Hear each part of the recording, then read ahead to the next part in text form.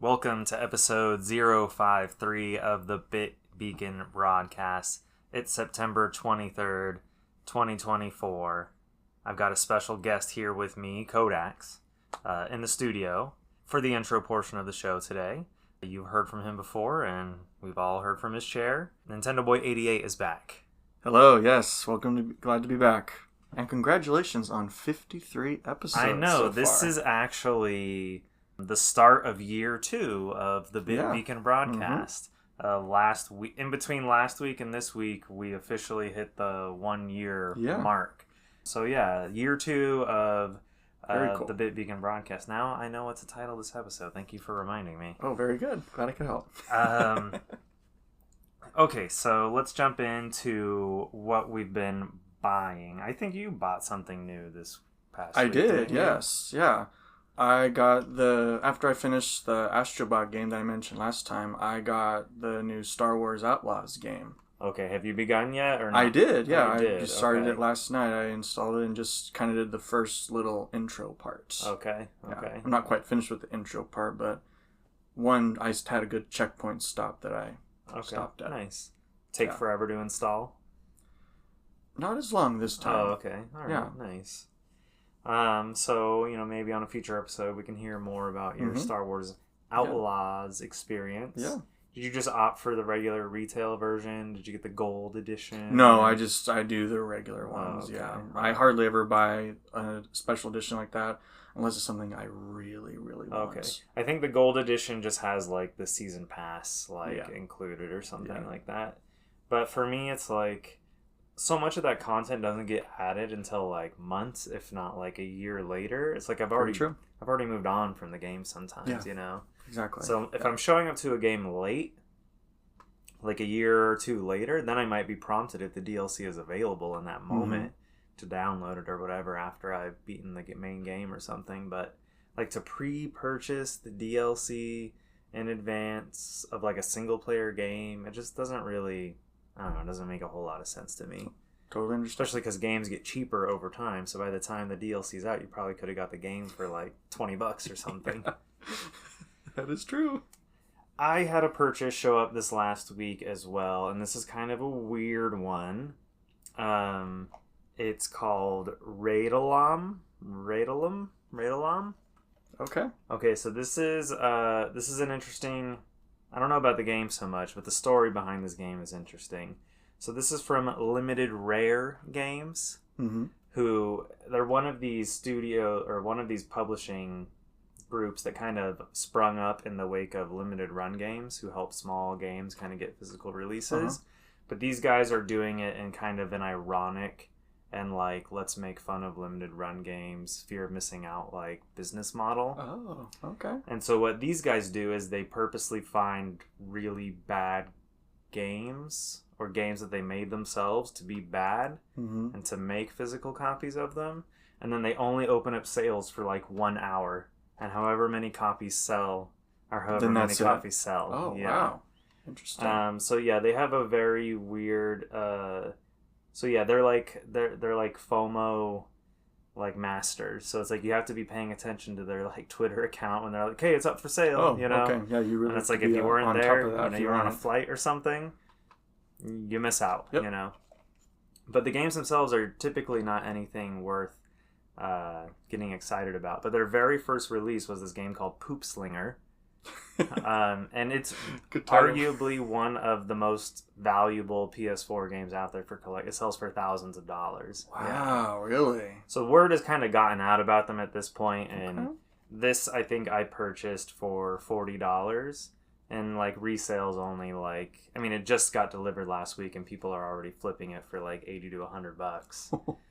But yeah, so I don't know. It's kind of one of those things you buy it as sort of a maybe some idiot will want this. 10 years from now for $1,000. And was it only on PS4? Yes, and what else is interesting about it is that they released it last year on PS4 without telling anyone, just like a real quiet release, digitally. Okay. They did a digital release, and then since then they've pulled the digital release, so you can no longer buy it on the PlayStation Store. You can search for it and it'll come up. Mm-hmm. So now the only way to actually play it is to have the physical copy, increasing the FOMO value of it, you know. So if you want to get the trophies for this game, the only way to get them is with the physical copy. So yeah, it's pretty funny. That's good. Yeah, like they just make fun of the whole thing at the same time, like doing like weird, silly stuff. Yeah. So I kind of enjoy their shtick. This is supposedly their last game. That's what they say, but they also make up all kinds of stuff and just lie like blatantly on their social media. So who knows? Who knows? But that's Raid Alarm. Raid Alarm. It's supposed to be something backwards. Maldir? I don't know. I'm not sure. Yeah. But it's like it looks like there's no screenshots on the back. There's just this weird. And that's pretty rare for a game to have no screenshots too. But it looks like some kind of like Blair Witch wannabe garbage game. Yeah. But the real reason I asked you here today, Ben, is because we both played and completed Astro Bot, including getting the Platinum Trophy. That's right. Got the Platinum. Over this last week. And I know you had some things you wanted to talk about, so why don't you kick off this discussion about Astro Bot for PlayStation 5? Okay, happy to. Well, first off, I just want to say that I really liked what you said about it last episode. Oh, okay. Pure joy. Yeah. And that is how I felt when I played this game, too. 100%. Just from start to finish, everything that was involved was very good.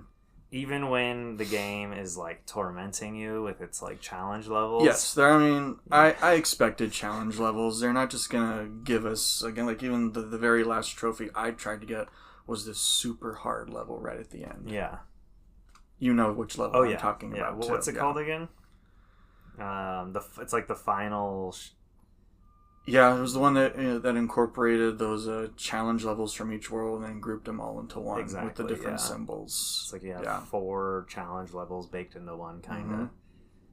But what else you got for us? Yeah. No, but what I really liked and what made it very special and nostalgic for a lot of gamers was, you did mention this too, but I'll just elaborate on, is at the end of each world, there was a special world with more bots to unlock that was around a specific game franchise that is very, very popular with Sony. Right, so we should probably disclose that we're going to maybe get into some spoiler... Yes, there will be spoiler alerts, so sorry about that. Yeah, if you're trying to hold out on Astro Bot spoilers, you might just want to skip the next 5 to 10 minutes of the episode.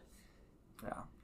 So the first big one that really just kind of jumped out at you and caught your attention right away was they did a whole world on God of War. God of War. Well, this is the one that jumped out and grabbed you maybe right away. Yeah. There was one later that got me even more, which we'll talk about. But that one was really cool because what they did is that it transformed your little bot into the character of that game. Right, Kratos. Which in this one was Kratos, yeah.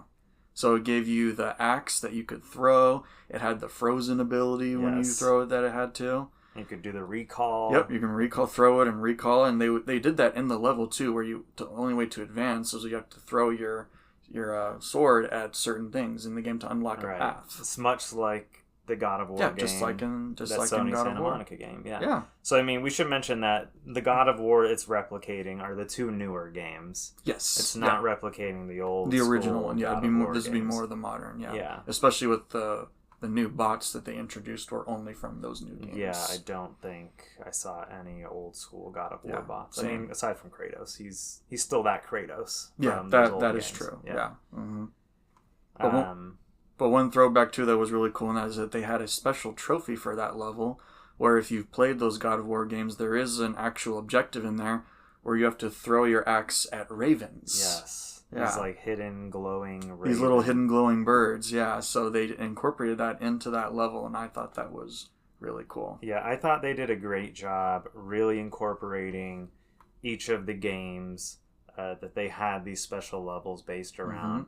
In terms of like the gameplay of those games, the like visual aesthetic of the games, the music of the games. Yep. Let's Yep. talk about the music of Astro Bot for a second here. Sure. Just absolutely floored me. You get a lot of classic. It's hard to call them classic, but you get a lot of like the Astro Bot tunes from both the VR game as well as Astro's Playroom. Yeah. So a lot of those tunes are back, but remixed, reworked, Mm-hmm. and then there's a bunch of new, great, awesome pieces as well. Oh, there were, yeah. I can't wait for the album to come out just streaming, whenever that might be, because I'm ready to start listening to those. Oh, absolutely, yeah. I will probably most likely get that too. Yeah, I believe the music's done by Kenny C.M. Young, I believe is what his name is, or Kenny Young C.M. I'm messing up. It's Kenny Young. Yeah. But he's got a CM in his name for some reason. Yeah. Anyways, he just does an awesome job with the music. Absolutely phenomenal. Yeah.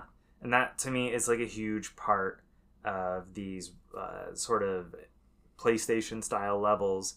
Is like they incorporate the music, they incorporate the gameplay. It's like, it really feels like... Let's talk about the Uncharted level. Yes, that was the one that I think was your favorite level too, right? I would say, for me personally, I would go with the Ape Escape level. Was my personal favorite. Because Ape Escape was like a game I had as a kid in the 90s when we had a PlayStation. And that's a series that has been basically like dormant for the last 15 years.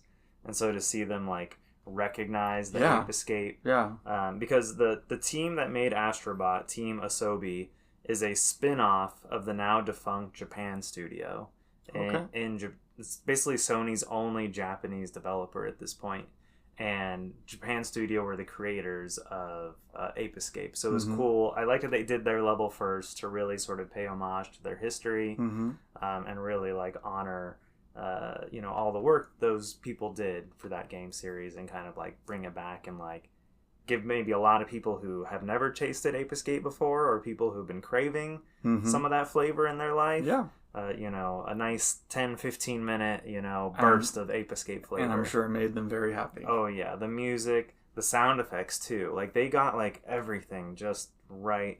There's this cool effect when you get the monkey in your net, it does this like 3D like spin around like your character. Like that's pulled straight out of the original PlayStation game. Awesome. That was really special to me. But as far as the more modern games that they featured, definitely the Uncharted level was probably my favorite. It was very good. I mean, I could almost guess as soon as I got in there, like, oh, this has to be the Uncharted level. Yeah. Because you were in the jungle area. There were like guns going off, and you could see a plane in the trees. Yeah. Like straight out of Uncharted Drake's Fortune. Yep. Yeah. So that level, you got like a pistol, basically. Yeah. And you just basically went hog wild on all these crazy set pieces with explosions and just all kinds of really zip lines and just all kinds of really cool stuff. And there were like hidden treasures as well. There were, yeah. There was a special trophy to find the precursor relic. Yeah. Which is a callback to Naughty Dog's Jak and Daxter games, but they incorporated a precursor relic, I believe, in all 4 Uncharted games, right? The main series? Yeah. Maybe even Lost Legacy. Legacy. I think in this game in Astro Bot, they called it like an egg thing. Yeah. But it was very similar to those relics from those games. But yeah, that level was awesome. I loved how they like mixed Henry Jackman's Uncharted theme. Yeah, that was just really cool. It was really piece. The music was so awesome. Yeah. And the bots you got, and was really good. Just all your favorite Uncharted characters. So they did Elena. They did Sully, his brother Sam, and then a couple of other ones too. They did Nadine and also Chloe. Chloe was in there. Yeah, I remember every time you find one of these special VIP bots that they have like a little like not really a description. But like just sort of like little like 5-6 sentence. Just like little play things on about kind of like what their character was or what they did. Right, but I think for Chloe, it was like you'd love to see her leave or something like that. So yeah, that was fantastic. What else about the game aside from those special levels? Let's talk about the challenge levels. Yes. So in the game, there were special challenge levels that, first off, you had to seek them out. Yeah. They were not just there when you enter a new world. There are levels that are like that, but there were quite a few levels that you had to unlock yourself. Right. So what they did was that they have, I can kind of describe them as almost like these starry group constellations together. And you're on your little Astro Bot controller ship, and you just have to kind of spin around in them sometimes, and then something would unlock. Yeah. Like a little rock debris you'd have to chase and follow. So you would have to do that, and that's when these special worlds would unlock. And each of them, there were 4 different ones. They were labeled after the buttons on a PlayStation controller. So there's one for the X, the cross, they call it. The cross. Okay, so the cross, the circle, the square, and the triangle. Yes. Yeah, so they were in each world. And so what you had to do is that each little area had special bots to unlock, but they were very special challenge levels, which means everyone's favorite thing, no checkpoints. Yeah, no checkpoints. So if you fail the level at any point, yep, you just you immediately go right respawn back to the at the very beginning. So it's like, oh, I was right there. Yeah, and you have to do it over again. Yeah. So, I mean, like, it's basically designed that you're going to die. I doubt there was very few, if any, people who got through those levels on their very first try. Yeah. But it's designed that you die and you get a little bit further. You die and you get a little bit further. You die and you get a little bit further until you finally get so good to get through everything that you can make it to the end. And hopefully you just learn from your mistakes. Yeah. Typically that's what happens, right? I do feel like there were some levels, though, that were just so brutal, especially near the beginning of the stage. So it was like, it would be so hard to get out of just the first, 15 seconds sometimes. Yeah. To get consistent at those 15 seconds to even start to see the rest of the level. Yeah. Very true. There was one particular level where you have this giant lava pit right at the beginning. And you get this little rubber ducky that lets you spray water, and the lava kind of turns temporarily into solid rock that you're safe to step on. Just for a few seconds. Just for a few seconds. That was the hard part. So you have to navigate across this huge pit of lava, spraying your duck in certain areas to hopefully find a path. But of course, it's not just that easy. They have other obstacles too. Yeah, there's flaming pillars. Yeah, and those dragon things are going at you with those little missiles. And different areas that had a lot of spikes too. Yeah. Yeah. But yeah, that one took me the longest out of all of them. I believe that one was in the 3rd world. Or the 4th world, but the 3rd set of challenge levels. And to me, those were easily the hardest of the challenge levels. For whatever reason, the 4th set of challenge levels, the final set of challenge levels, I don't know why, I did pretty good. I breezed through most of them. I did too. Okay. I maybe died 2 or 3 times, but I was able to get through them. They weren't that bad. Yeah, which was kind of a relief. There was also these 2 levels where you had to roll around on this armadillo. Yeah. Those killed me as well. My hands. Those. I got so sweaty. Yeah. No, I did too. I remember after I finished one of the levels, I don't know what it was, but I gave the controller to my wife, and she was disgusted by how what'd you sweaty do? they are. Yeah, what the heck is going on with that? Yeah, but it was nice. They definitely did get your heart rate pumping. They did. And yeah, so I don't know, but they never felt impossible. No, they weren't impossible. You would eventually get it done. Yeah, even the final challenge level of the game that's not accessible until after you've beaten the story of the game. Yep. Even that one, after about 20 minutes, I did finally get through it. Yeah, that took me, it was about that long too. I did about 20-25 minutes. Yeah, but it was at times I don't know how I'm going to... I mean, that one did feel a little this is impossible. Yeah, at times it was. Yeah. But but I would eventually get so consistent at doing the beginning portion. Yeah, I could just blow through that. Just kind of in the middle to the end is where stuff would go down. There's the part with the birds and the bird that puts its beak down, and there's 2 bells. Yeah. And I would originally take that part so slowly, just trying to but I eventually got so good that I would just I was able to do that too. I was going slow at first, but I found a way that worked where I only had to survive maybe 1 jump, and then I could get right through it. Yeah. So yeah, I don't know. You do end up feeling oh my god, I can do anything, you know? Awesome. And then when you run through like a level you've already beaten or something, like maybe go find a bot or a puzzle piece, I find that I like go into like speed run mode. And I'm just like totally. boom, boom, boom, boom, boom, boom. It's like, oh, I got this already. I'm excited because there's apparently an update coming later this year, maybe October, maybe November, that's going to add in like a like not a time attack, what do you call it? Like a leaderboard for like play times. Oh, okay. Yeah. I remember they did that for Playroom, too. Exactly, yeah. So they're going to add that, and apparently there's also going to be new levels added to the game. Awesome. Now, tomorrow at 3 p.m. Pacific, I believe, PlayStation is hosting one of their streaming events where they make announcements and stuff. I think it's very likely that we'll probably get our first look about what's going on with the first Astro update and maybe other post-release plans that they might have for the game. Oh, that's great, yeah.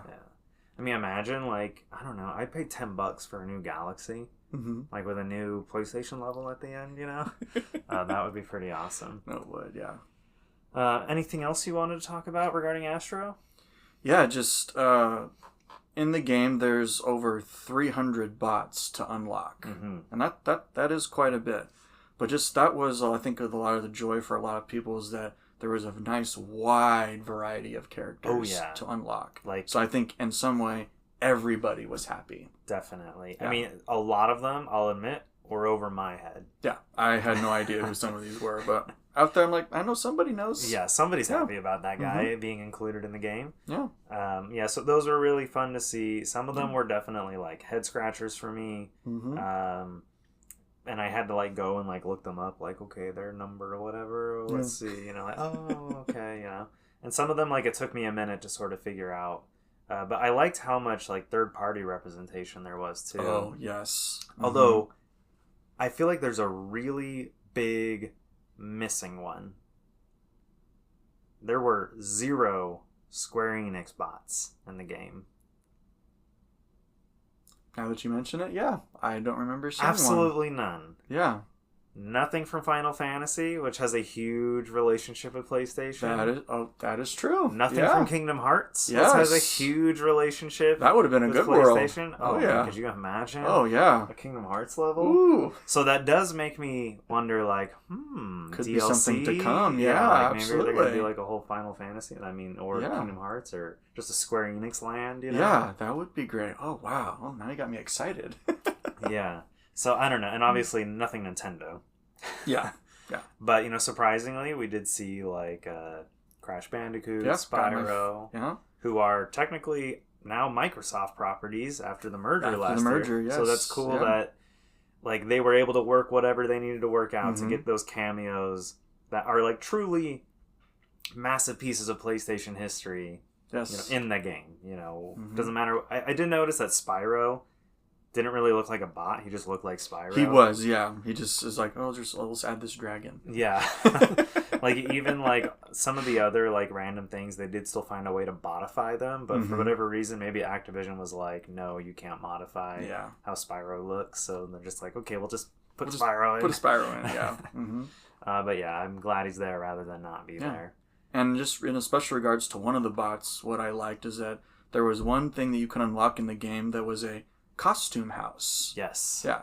So one thing I would like to add about the costume house is that I wish we could have gotten more of those. Yeah, it was very limited, only maybe about 20 or so. Yeah. Yeah. But however, one of them was one of my all-time favorite characters, which I played through the rest of the game as him, and that was Sly Cooper. Yes. Yeah, it was very a Sly Cooper level would be awesome. I did notice that only Sly was in the game. There was no bot for what are their names? Franklin? No, not Franklin. Not Franklin. Oh god, I'm totally blanking on their names. Bentley. Bentley and Murray. Bentley, Murray, or Carmelita. Or Carmelita, yeah. Or even Clockwork, you know. I feel like they could have... That definitely could have been something. I mean, it's definitely criminal that Bentley and Murray did not have bots in the game, I feel. That would have been cool to have them, but they are the trio. Yeah, but it was pretty cool that we at least could play the game in the Sly costume. Yeah. And I imagine, you know, as they add more stuff to the game post game, it'll be more fun to interact with that kind of content with the costumes. That would be good. Yeah. I don't know about you. By the time I actually finished the game, I had done everything already. You know, so like there was a couple little miscellaneous trophies I guess I still needed to get, but and obviously there's a lot of replayability in terms of just the fun factor for sure. Yeah. But part of me, I kind of like when you finish a game story or whatever, right? And maybe you still need to go collect a whole bunch of coins. Like maybe they were too generous with the coins early on because there's no incentive to really like go back and farm coins later. It got to a point where I had so many coins that same. like I had a couple thousand coins left over after I had already gotten all the rewards. Yeah, because that claw machine part, that was what, 100 coins for everything you had to crush, and there was quite a bit. So I'm like, oh geez, I think I might have to farm some coins every now and then. But yeah. It turns out you didn't. There was a time where I was behind and I like didn't have enough coins. I did too. That's where I was. And I get so upset every time I got a soda can. It's like, come on, that's 100 coins. Down the drain. Did they do that soda can in Playroom? They did. Yeah. Oh, they did. Okay, so that was one thing they brought back. That was just one annoying thing. You waste 100 coins on that. Yeah, I would literally go in and out of the room and reset it until like soda cans didn't fall out. Or if they did fall out, smart. They would be like at the top of the pile, you know? And so I would like, okay, you know. But if like one came out early, I'd be like, no, I'm going in and out of the room again. All right, I want to talk about the ending. Sure, yeah. So like the whole ending sequence, I guess. So the game, eventually you find all the missing pieces of the PlayStation 5 spaceship. Yep. You know, and all the motherboard stuff. Yeah, all the motherboard, the CPU, the fan. Or sorry, the CPU is the last thing you find. Yeah. And then so you need to go off to rescue the CPU.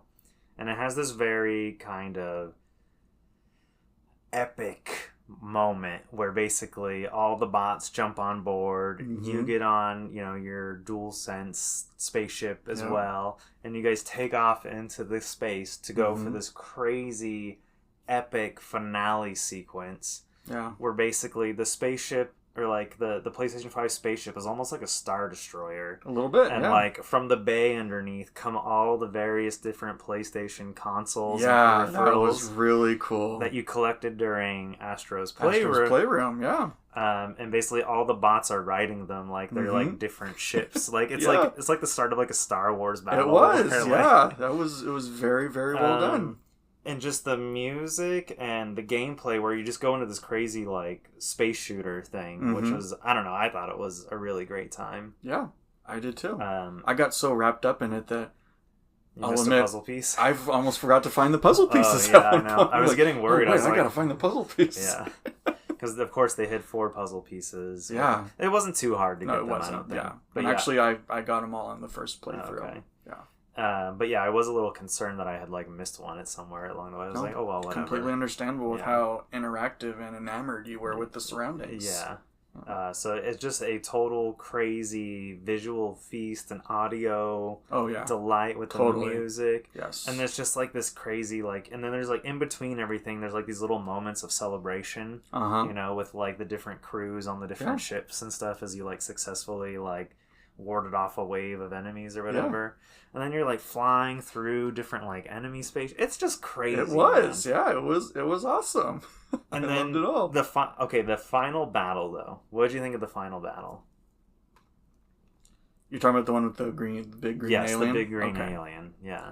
Yeah, that one was a little challenging at times because what they did, I don't know if you remember, where they had that almost like a Russian roulette type of thing where you never really know what power up you were going to get. And I found, because I did die a couple times, because the one power up where I got, like... Let me guess which one it was. It's the one where you inflate yourself, right? Yes, that was one of them. Like, I got that what am I supposed to do? Yeah, like you're supposed to inflate and then like deflate fast enough to avoid avoid these flaming gates. And like, I don't know if I can do it fast enough. I couldn't. Yeah, I got that one on my first attempt at the boss, and it killed me. Your first one? Yeah. Thankfully, the second time I attempted the boss, because it does restart you from the beginning if you do fail at any point during that boss. You did. I managed to avoid getting that, I don't know, that segment of the fight. Oh, nice. I unfortunately had to get it once, but luckily I was able to go up and down just enough. Okay. To beat one like, whew, okay, I'm not picking that one again. Yeah. I mean, it's like at one point the boss like changes the result you get. I think it's like the last one. Yeah, which I thought was pretty clever. Yeah.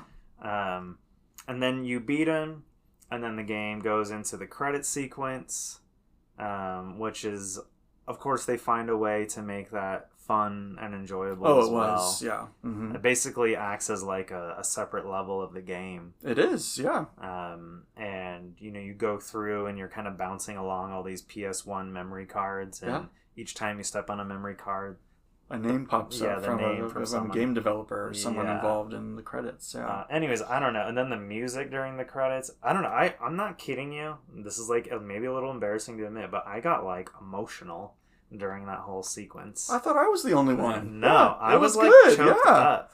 Especially because it was hard to. This is so good. Because after the boss battle and before the credits, there's like this whole. Maybe we shouldn't talk about this. Maybe we should leave this one thing. But yeah, this very like emotional scene, I guess you could say, where you don't know what's gonna happen to the hero of the game. Yeah. But anyways, it all kind of works out. It worked out at the end. Yeah. But yeah, I got a little like, oh man, like it touched me. It did. Yeah. It touched me.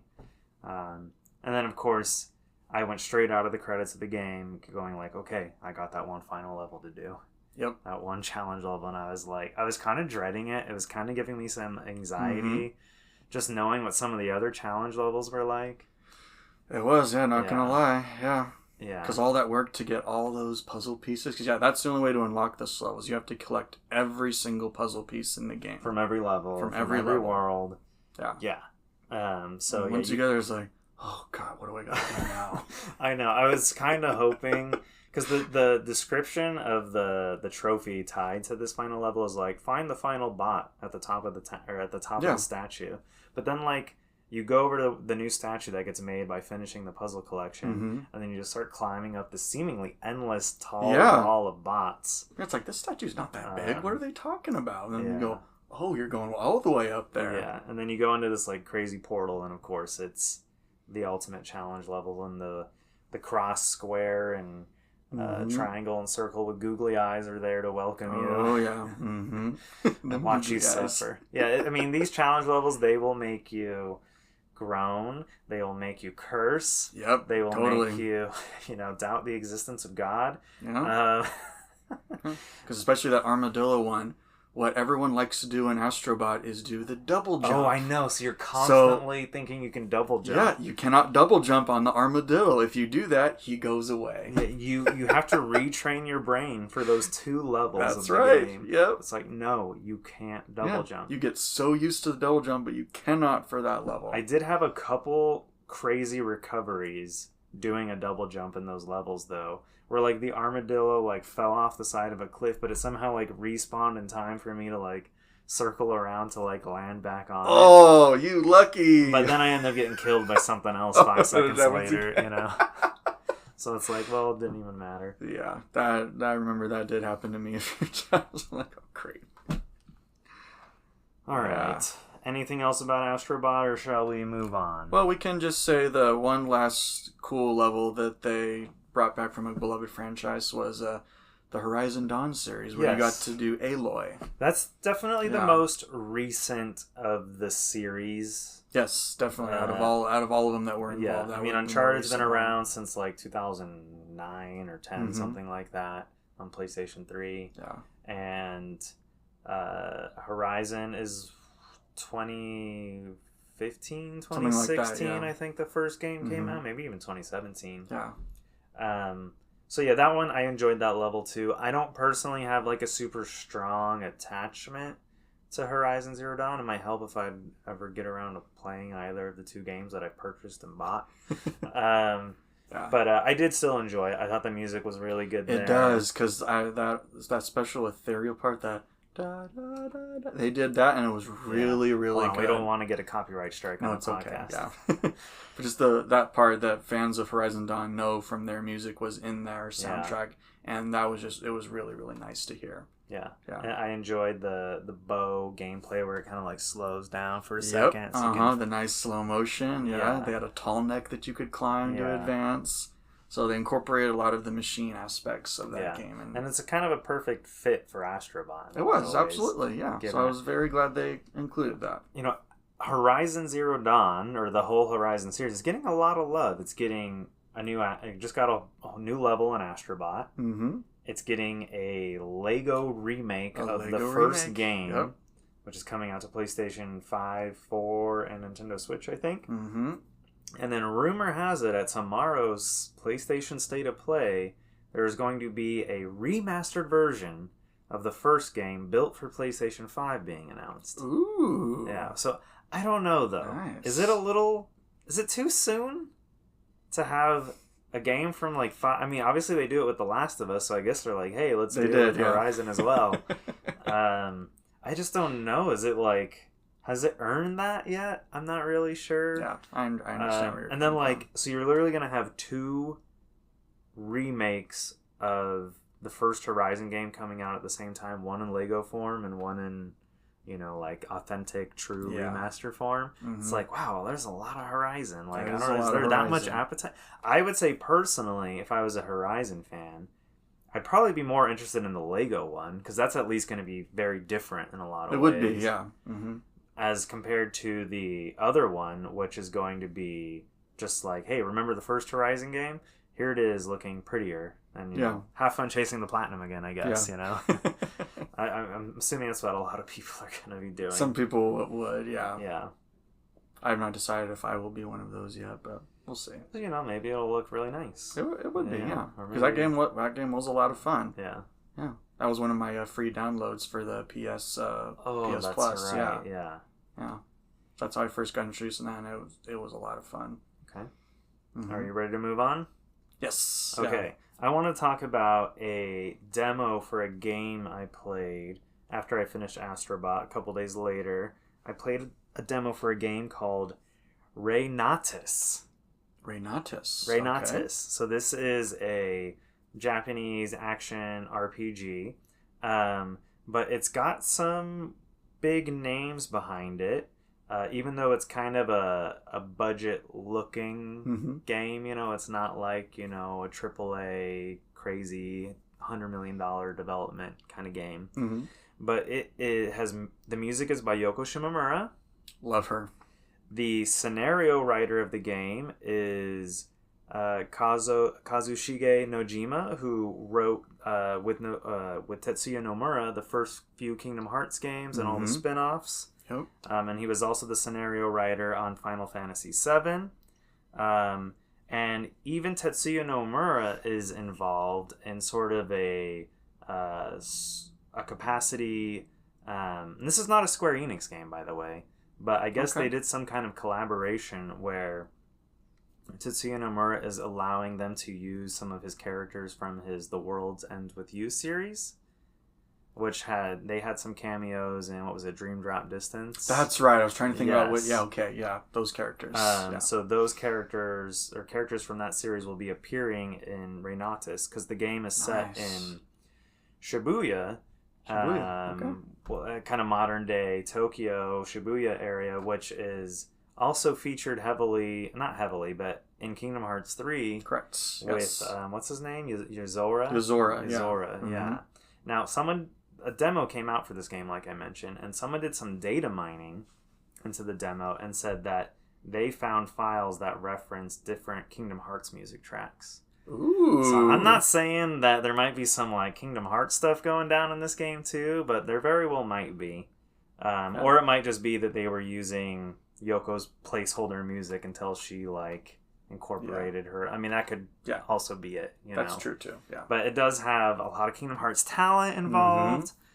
So you know, I don't know. Leave it to Nomura and Nojima to do something weird like this and inject Kingdom Hearts into another company's game. You know. Yeah. You know, fans have been waiting for any new Kingdom Hearts game or anything to watch or play. You know, Kingdom Hearts 4 has been confirmed for years now, and a little bit of footage has been released too. Yeah, I don't know. Maybe tomorrow. We never know. Yeah, we'll see. Who knows? Hopefully, fingers crossed. But yeah, it's time. You need to feed us. We need an update. Yes. Yeah.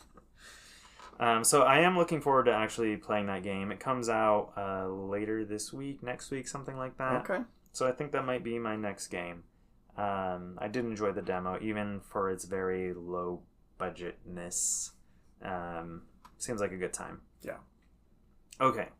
So I wanted to talk about an experience I had this past week. Mm-hmm.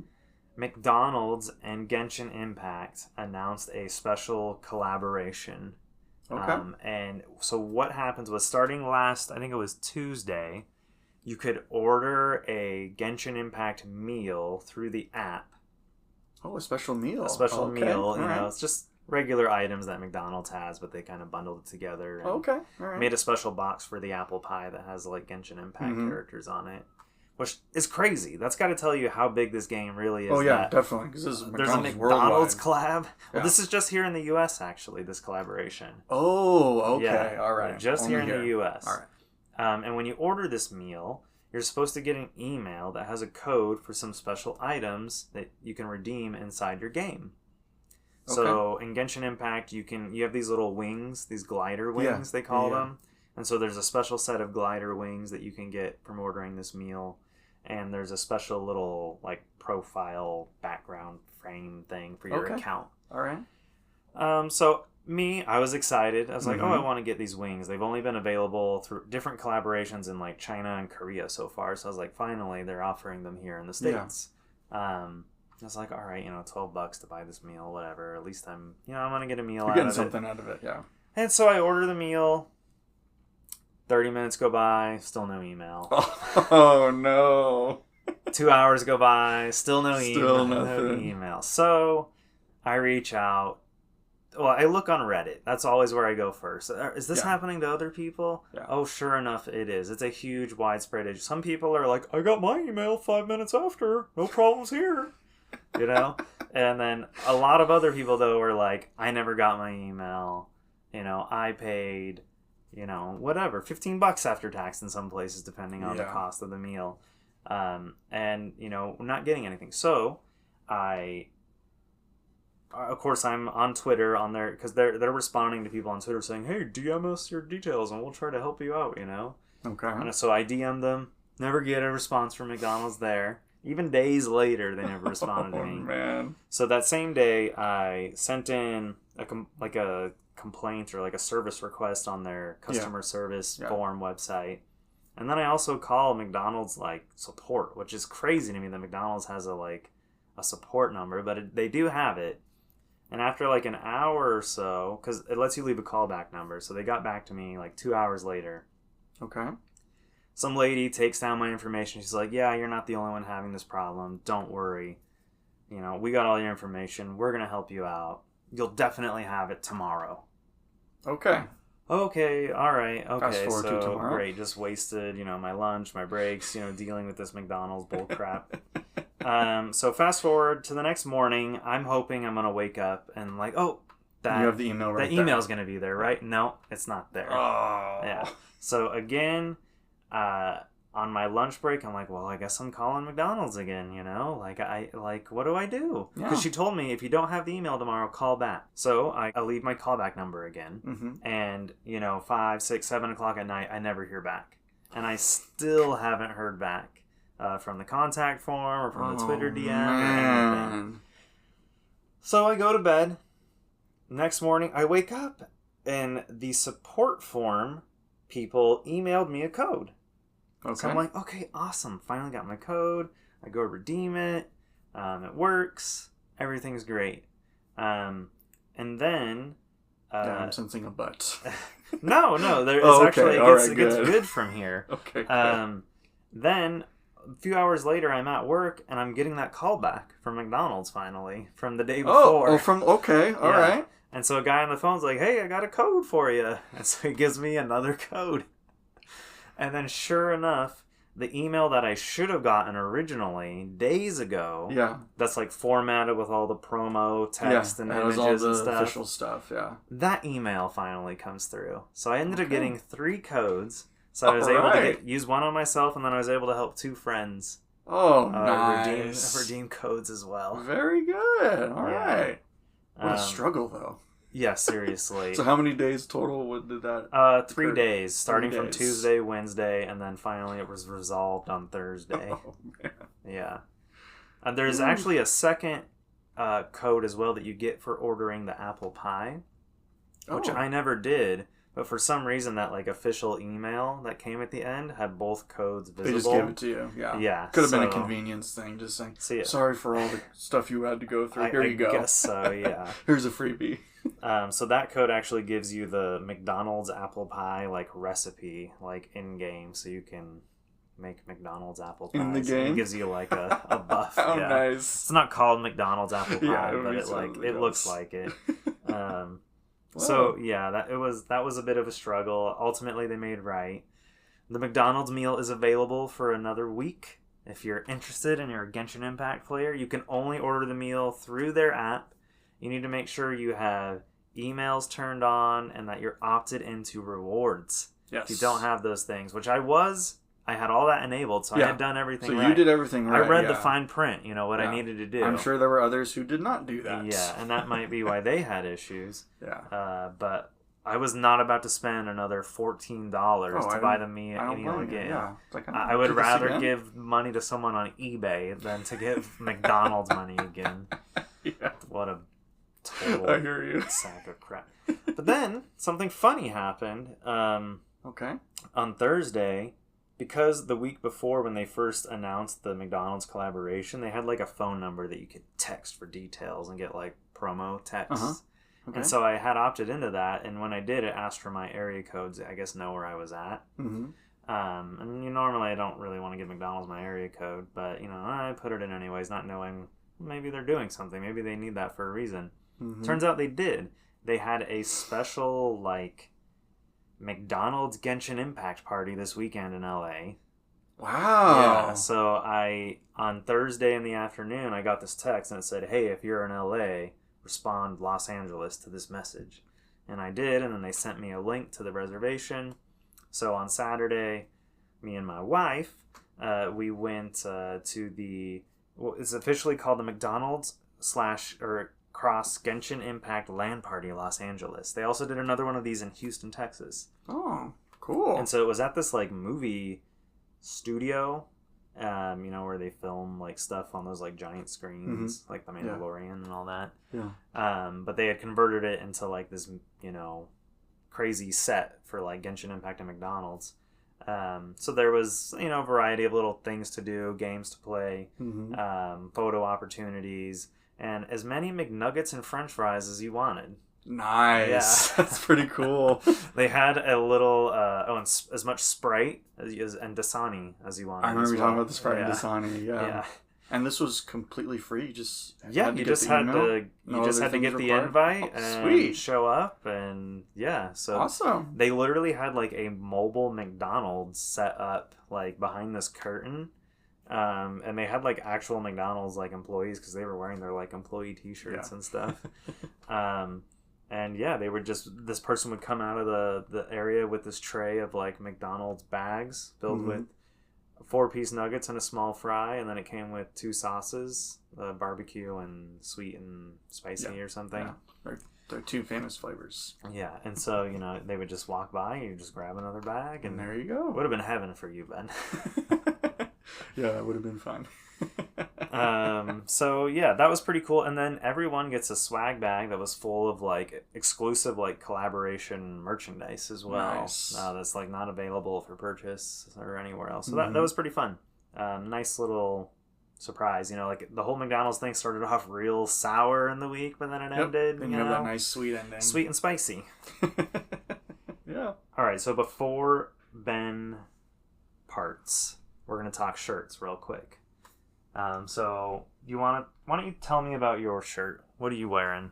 Okay, well, I am wearing a black crewneck long sleeve shirt that I got at Nintendo Land at Universal Studios Hollywood. I think it's called Super Nintendo World. The Super Nintendo World, yes. Yeah, sorry. Yeah, I've been there twice now with my brother, and then the other time we took our nephew, and he had a complete blast. Yes. He's at that age where he's starting to like video games, so he's really into Mario, and he had a blast. Nice. Yeah. But this is a nice shirt. Every time I wear it, I get some nice comments. So it has the word Super Nintendo World in that older font from the Mario games. 8-bit font. Yeah, 8-bit You'd font. expect to see it in, the original Super Mario You would, Bros. yeah. Mm-hmm. And then on my left sleeve is 5 different items that are from that game, the original Mario. Yes. So we have the mushroom, the question mark box, a coin, his power flower, and the star. The star. Yeah. Nice. Anything on the back? And we have a little something on the back. You can go and tell everybody. It is classic 8-bit Mario in the jump position, and he's hitting a little thing that says 1-up. Yep. Very nice. Yeah. I have other shirts that I got there too, but yeah, this one is always special. Okay. Yeah. Nice. And now that it's starting to get a little cooler with hopeful fall weather, well, it's be nice to wear it today more. it warmed up. But Oh, it did, absolutely. Yeah. So still not quite there yet. I felt like it last week for a minute. Okay, so what I have here... God, I really hope I haven't talked about this on the show before. Do you remember ever talking about this? I don't recall. I think so. Okay, Yeah, well... so I think you're good. So what I have here is a jersey. And this jersey was given out at PlayStation Experience 2015 or 20... I think it was 2015. It was the one in San Francisco. And it is a promotional item for the PlayStation VR game Riggs Mechanized Combat League. So this is a V-neck jersey. It's got that black mesh material that you can see through, so you definitely probably want to be wearing a shirt underneath there. Unless you want a bunch of like weird sunburn, dots on you. Very true. And so how this worked, how you got one of these jerseys was they had these like mini mech suit things that you would step into, and then they would put the PlayStation VR headset on you. Mm-hmm. And Riggs Mechanized Combat League was kind of it was a competitive, I think, like 3v3 or 4v4 game where you were basically playing like basketball, but in this crazy mech arena kind of thing. That sounds fun. I mean, it's not exactly basketball, but I think you had to like get an object back to like a certain point kind of a thing. And so depending on which team you ended up being on, you got the jersey that corresponded with that team. Oh, okay. So there were different teams there. Yeah, nice. I think it was either 2 different jerseys or 4 different jerseys. I don't totally remember. Okay. But I got the one for the Cobras. And so it has the logo for this fictional sports mech team on the front. On the shoulder, it's got, the classic PlayStation logo nice that everyone recognizes. Love it. And then on the back, it has the logo for the game. Oh, yeah. And it just says Riggs Mechanized Combat League. And then it has the almost like soccer crest or football crest, FUTBOL crest. And it says MCL.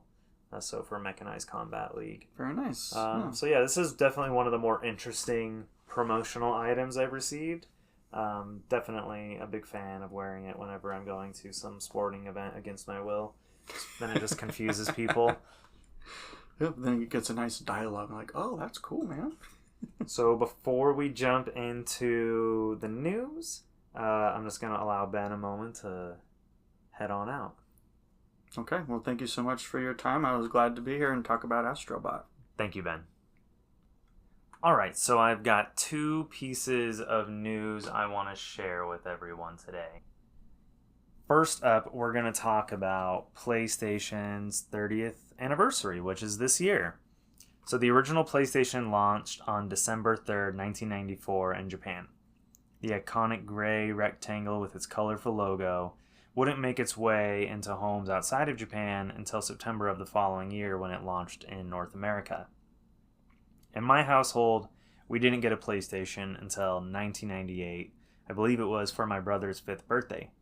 For years, it entertained us with games like A Bug's Life, Spyro the Dragon, Crash Bandicoot, Driver, Tony Hawk Pro Skater, Croc, and so many more.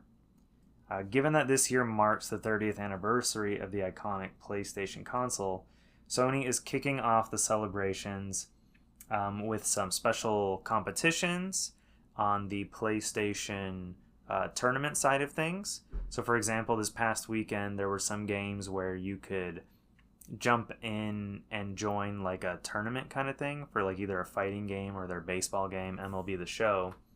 And depending on if you played in the tournament at all, even if you won or you lost, you got this really cool 30th anniversary avatar for your account. And then if you actually won the tournament, you got a really exclusive avatar for your account that was kind of in a different color format than the standard one, which was just black and white. So I did a quick round of MLB The Show last night or 2 nights ago, and I basically, after like 1 inning, I just hit the quit button, and it issued me a loss, but I got the avatar. So I'm ready to celebrate the 30th anniversary. My account is rocking that 30th anniversary avatar now. So another big thing that PlayStation is doing to celebrate their 30th anniversary is that they just announced a slew of new special PlayStation Gray hardware bundles and PlayStation Gray peripherals. So what I mean by PlayStation Gray is that like that gray color scheme of the original PlayStation, they're going to be making their current PlayStation 5 hardware in these gray colors, as well as the controllers and other things. So let's kind of detail everything right now. So Sony actually did something like that in 2014 with the PlayStation 4 and sold a special 20th anniversary version of the console that came bundled with matching gray controllers. I believe it was unveiled shortly before the original PlayStation Experience event in Las Vegas, and a limited number of these units were even available to purchase on site at the event. It's kind of blowing my mind that it's already been 10 years since the original PlayStation Experience.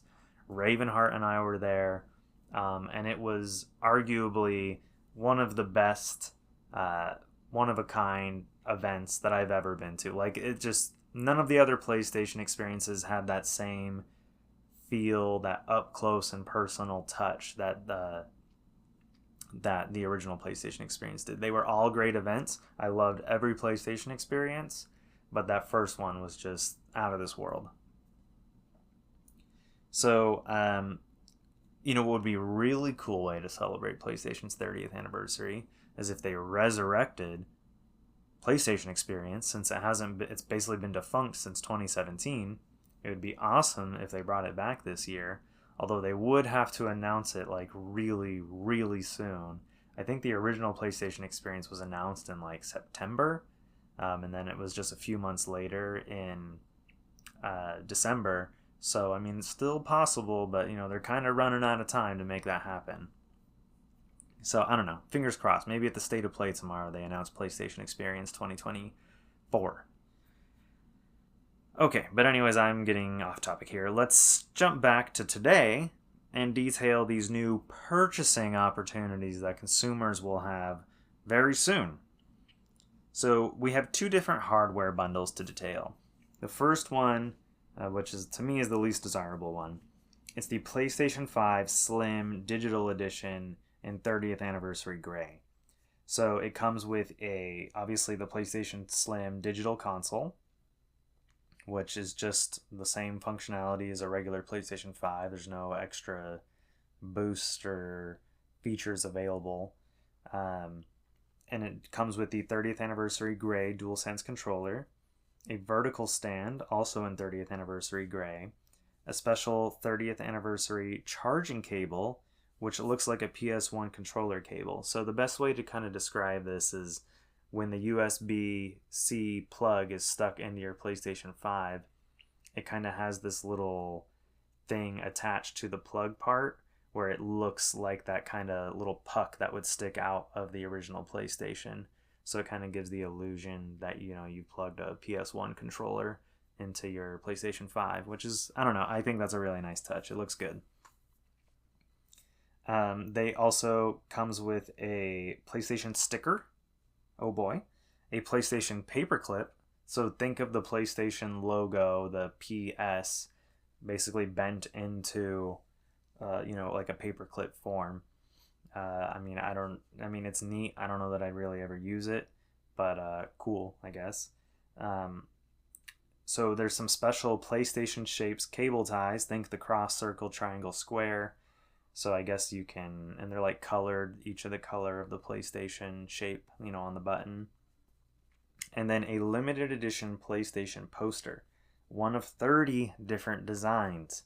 So if you wanted all of these posters, I'm not sure statistically how many you would have to buy, but probably in the hundreds to secure all 30 posters. And these posters are probably going to be folded unless they somehow find a way to get a poster tube in the box and keep it pristine. That would actually, I would respect the heck out of that if they did that. So this Slim Edition will be up for pre-order on PlayStation Direct this Thursday on September 26th, and then at other retailers later in October. So that's, really cool that they're, making the digital Slim console, which you can add, you can add the disc drive to it to make it disc compatible as well. And the bundle actually even includes the correct faceplate cover, the correct cover plate for the disc drive as well.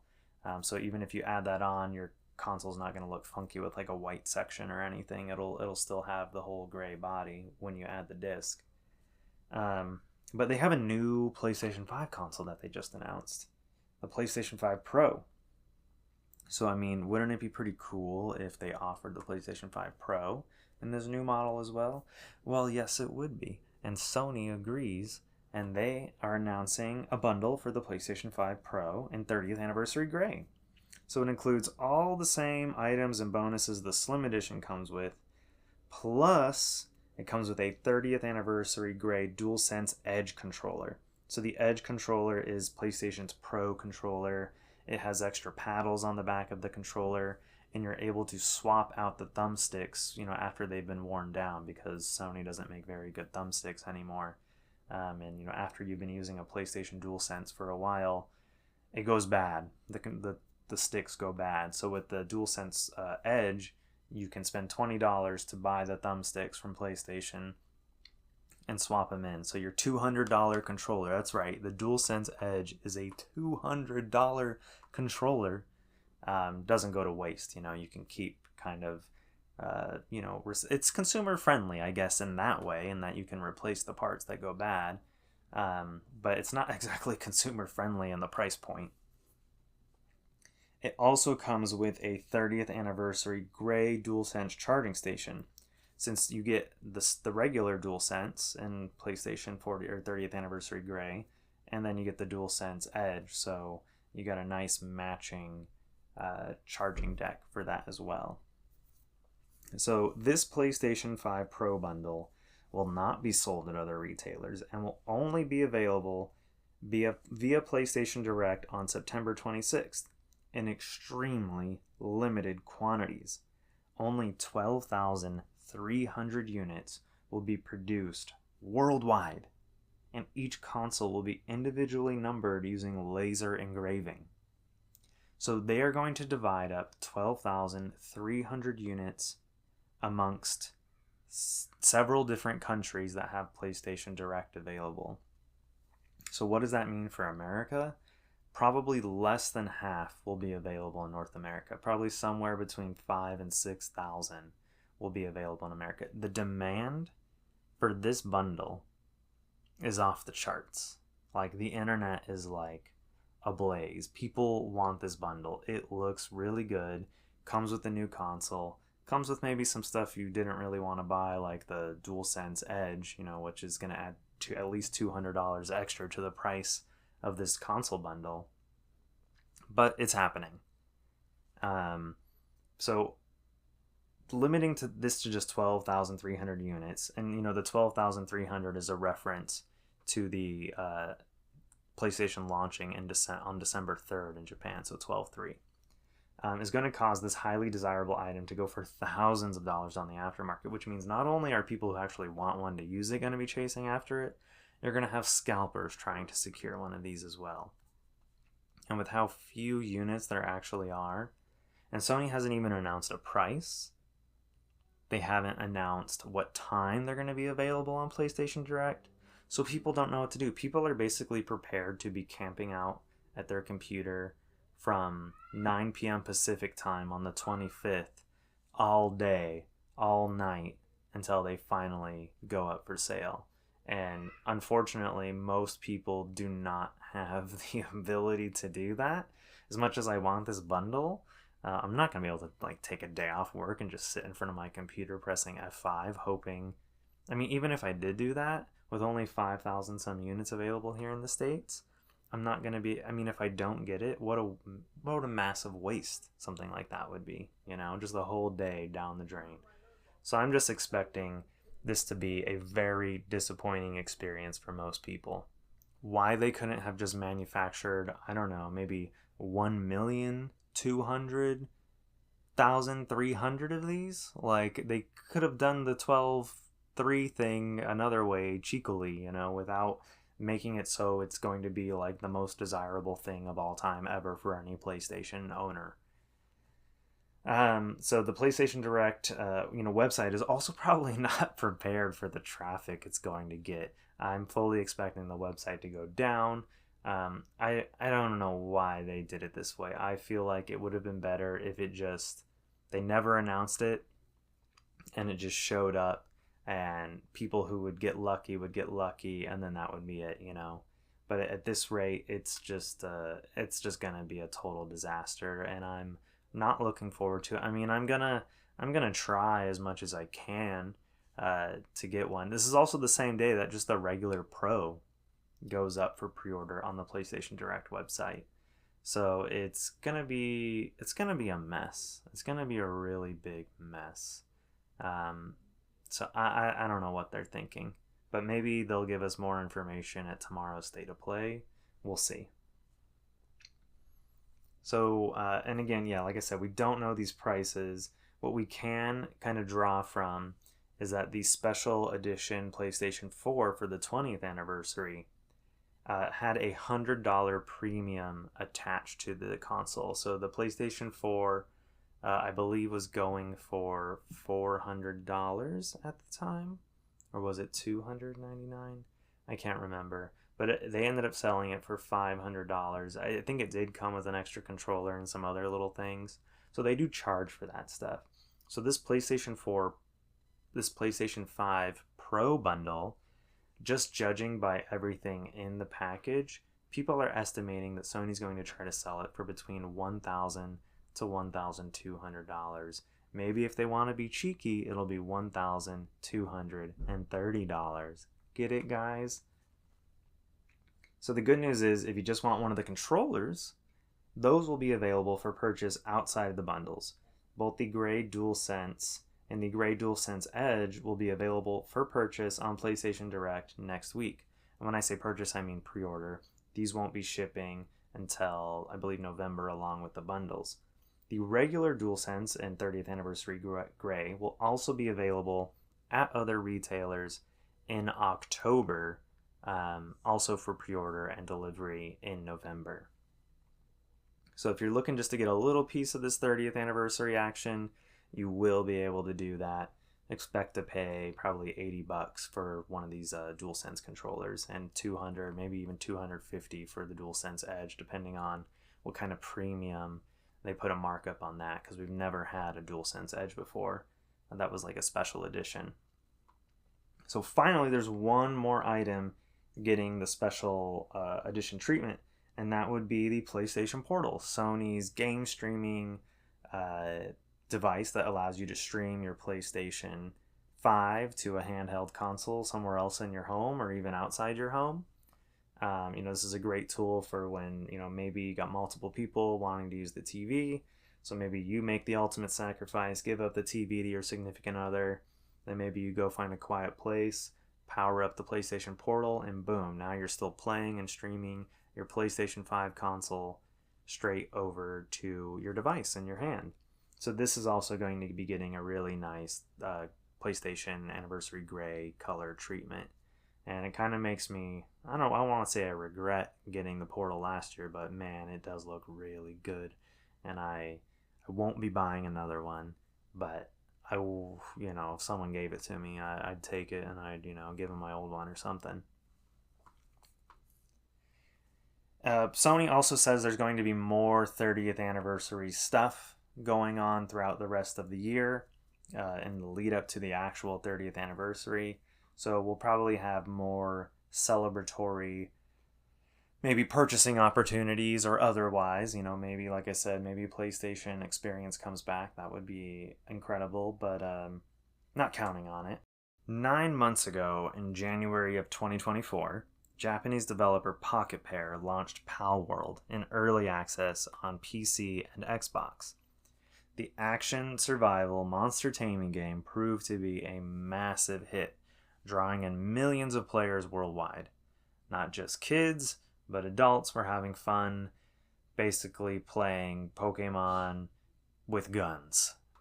The game took some questionable inspiration from the Pokemon series in the form of its cartoony monster designs, some of which were pretty blatant rip-offs of Pokemon designs, and some gameplay mechanics like throwing balls to capture and release monsters.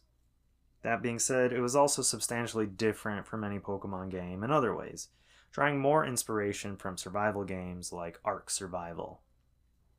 The developer Pocketpair is somewhat known for producing derivative works of others' ideas, including their very clearly inspired by The Legend of Zelda Breath of the Wild, Craftopia. Craftopia differentiates itself enough gameplay-wise, again focusing on survival mechanics while still wearing the Breath of the Wild visual inspiration on its sleeve. Nintendo could ignore Craftopia, but they couldn't ignore what they were doing with Palworld. So this is now 2 different IPs that Pocketpair is heavily borrowed from. And last week, Nintendo posted the following press release on their corporate website. Nintendo Co. Limited, together with the Pokemon Company, filed patent infringement lawsuit in the Tokyo District Court against Pocketpair Incorporated on September 18, 2024. This lawsuit seeks an injunction against infringement and compensation for damages on the grounds that Palworld, a game developed and released by the defendant, infringes multiple patent rights. Nintendo will continue to take necessary actions against any infringements of its intellectual property rights, including the Nintendo brand itself, to protect the intellectual properties it has worked hard to establish over the years.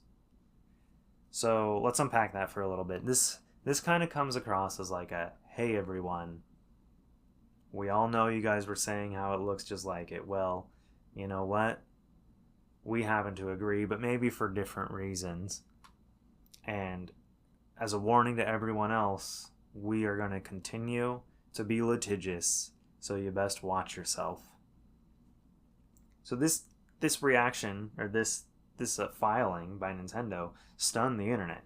Gamers thought that with most players having already kind of moved on from Palworld and it not being like this massive media juggernaut, it was kind of a brief fad. It still has a dedicated player base, a solid amount of players, but it's just, people aren't playing it feverishly like they were at the beginning of the year.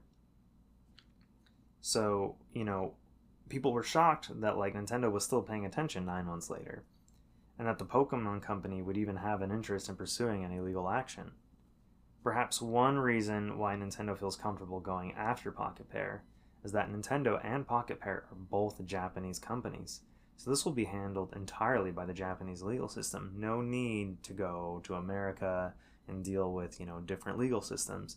And this also makes this case more complex from a non-Japanese person's perspective, or the Western media, because most of them, including myself, not that I'm educated on Western law, but the pundits and the experts, the law experts, aren't law experts in Japanese law.